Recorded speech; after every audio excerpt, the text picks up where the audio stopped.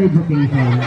Kung alam mo, yung cycle ng buhay, wala naman kasing immortal, mamamatay tayo lahat, right? Tatanda tayo, mag-retire tayo. Importante na ikalaman tayo. Swerte nga, yung maagang natutunan ang aral pinansal. No? Maraming mga sikat, nagtuturo sa TV, like si Chinkitan. Kilala niyo si Chinkitan. Diba? Si Chinkitan is also a financial advisor like me.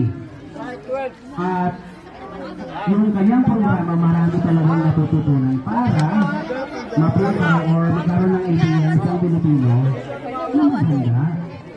Kasi, kung hindi ka maghahanda, wala ka talaga balang araw. And yun yung objective namin ngayon, na tuwing pathways, you guys would realize the importance of planning. Okay? So, financial planning. Sabi mo Benjamin Franklin, fail to plan, you are planning to fail. So, kailangan magplano. No, kailangan natin planuhan? I mean, pagplanuhan. Okay. Budget, goal. Meron ba dito nagbabudget?